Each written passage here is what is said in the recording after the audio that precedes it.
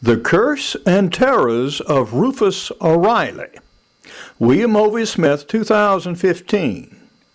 I am the author of Backyard Deer Hunting, and sometimes we go to some strange and wondrous places. In these tabby walls of the old McIntosh Sugar Mill in Camden County, Georgia, rest the last mortal remains of one Rufus O'Reilly, who was a slave and who committed such atrocious acts that he was burned and his ashes were actually incorporated into these walls. I'm Hovey Smith, the backyard sportsman, and I happen to be a seventh generation descendant of Nathaniel Greene.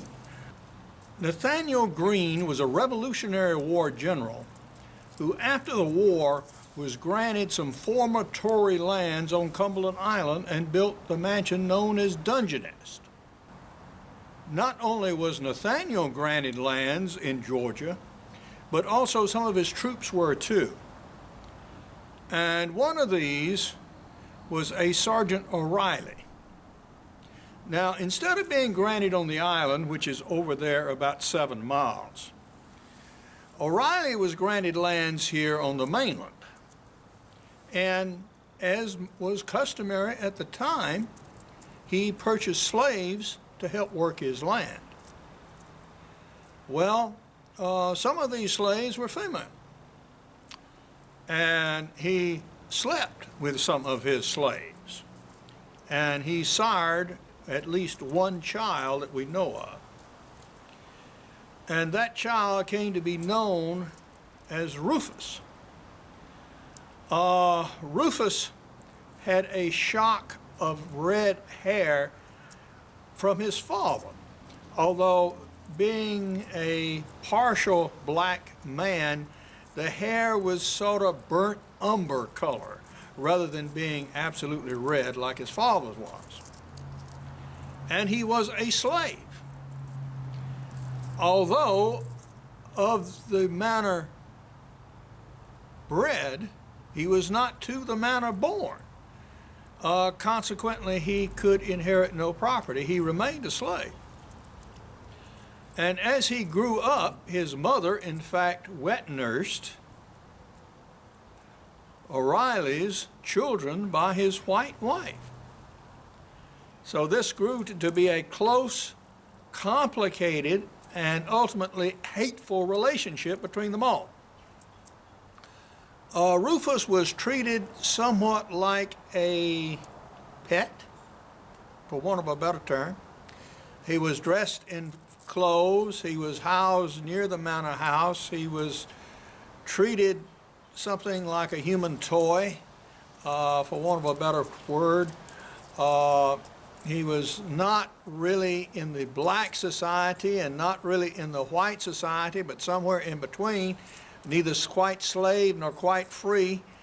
He was hated by the blacks. He was hated by the whites.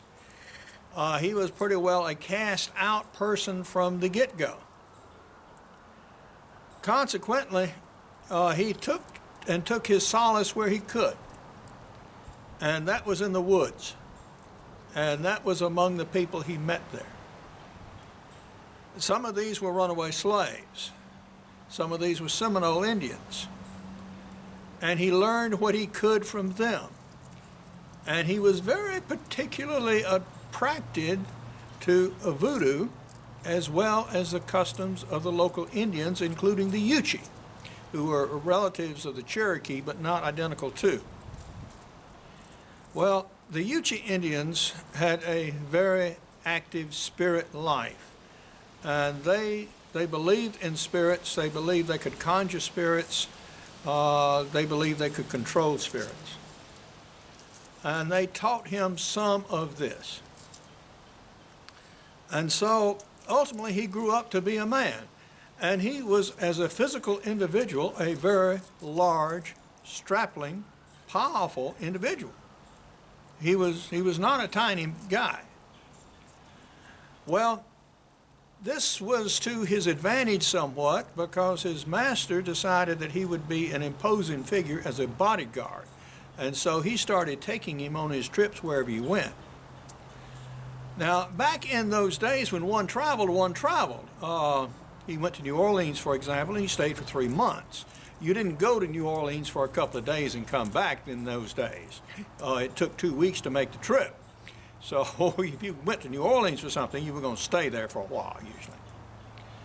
So during that period, he befriended one Marie Laveau. Some say he saved her life. At any rate, she granted him a boon. She granted him a powerful curse that he could employ at any stage. And so, with this sort of in his pocket, he returned back to Georgia ultimately. Well, his father died. It was not unusual in those days for, on the death of a slave master, that perhaps some of his slaves might be set free if they had given devoted and good service, etc., etc. And Rufus suspected or hoped that he at least would be set up as some sort of independent tradesman so he could earn a living and receive his freedom. Well, whether or not this was in his dad's will or not, we don't know. It doesn't exist. But the effect was, as soon as the father died, the children, the white children, had the sheriff come out, clap him in chains, and he was sold to Cumberland Island as a slave, as a field hand. He knew nothing whatever about field hands work. He'd never been exposed to it, knew nothing about it. He'd never been actually worked as a slave. Consequently, he was put in an environment where he knew he could hardly converse with the people. The island language was understandable, but not easily among the blacks, and he just could not communicate with them. Plus, they did not understand his spiritual practices and inclinations at all. In fact, they were scared to death of him. Well, with good reason, as it turns out. And Rufus decided he was going to evoke this curse, and he did it in a most terrible manner. What he did was summoned up 2 spirit creatures. These were Burnt Head and Bloody Bones. These were the last wolves in Georgia. They had killed thousands of head of stock, and tens of miles of country had been burned in the hopes of killing these wolves. And ultimately, they supposedly were. At least they didn't show up anymore. Well, what he did was he set these wolves to hunt the surviving members of that family. There were 2 boys and 2 girls.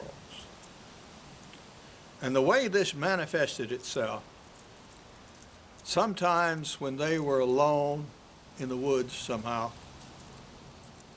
all of a sudden they would hear a great rustling in the woods. A great wind sweeping through the trees and pushing the Spanish moss around and moving the palmettos and clattering. And then usually there would be a baying sound.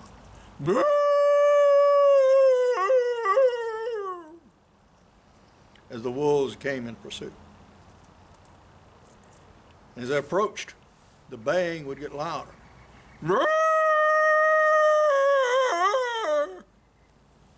And finally, when they could see them and were set upon, all I could see was incandescent sparks, glowing eyes, and huge, huge fangs.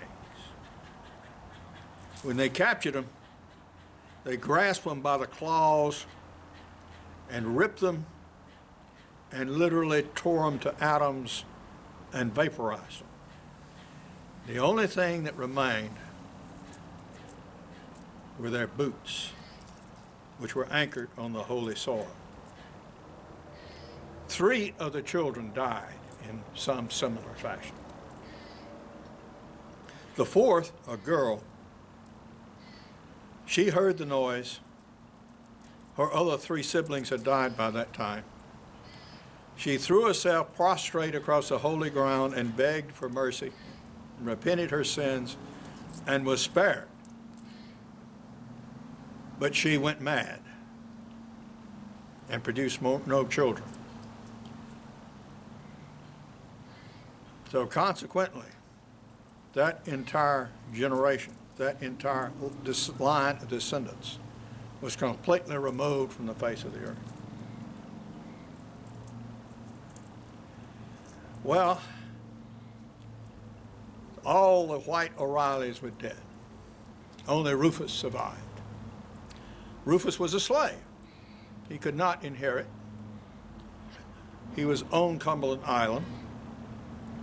These goings-on did not pass unnoticed on Cumberland Island, however. And in a drunken bout, he had revealed what he had done to some of the blacks, and the blacks reported him to their white masters. So what they did was only he could recant that curse. So they tortured him in a most gruesome manner. He was stripped naked and hung up, and a pine stump was split down into sharp splinters, and they were driven into his body and lit one by one and allowed to burn before the next one was lit. This took most of the day. For an entire day, he held fast. And finally, the pain got so great, he removed the curse and was instantly killed. No one wanted anything whatsoever to do with him. So his body was taken and thrown into the lime kiln and mixed with oyster shells like this and burned. And that mortar, they didn't even want that on the island. So they shipped it over here to the mainland. And when this extension of the mill was built, that was a mortar that was used. So here he is, all around you now. Well, some recent events on Cumberland Island have caused some concern that some old terrors might have returned. Because found on the Tarkill Trail recently was a pair of boots abandoned on the trail. No one was around them. In fact, here they are, right here.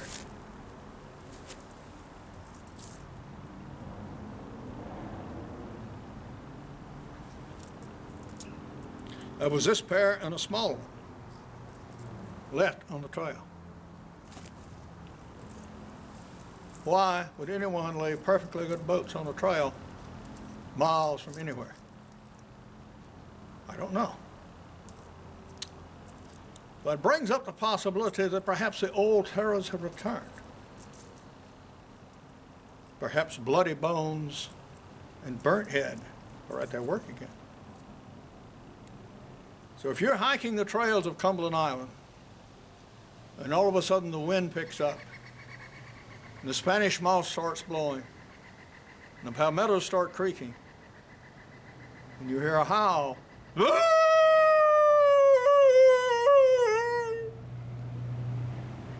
throw yourself on the ground and beg for mercy. Perhaps you'll be spared. Take heed. Other stories include a Christmas story, A Visit from Antitrust Claus, and a video ad for the play as well as the radio programs follow. For more information about books, blogs, and 475 videos, go to my website, www.hoviesmith.com. Good hunting and good eating from the outdoors. Goodbye and God bless.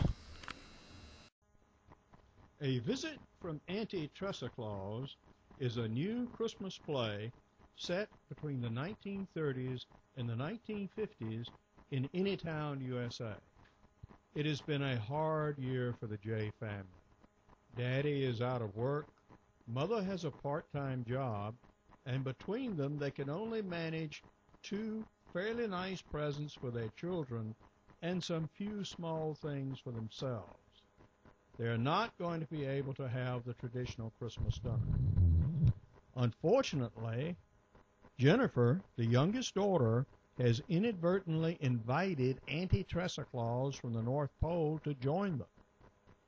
Antitrust is not very nice. She wants to get presents too, and she gives out the presents, and those she likes, she keeps. The family indeed may have the Christmas goose that their brother gave them, but she keeps the presents.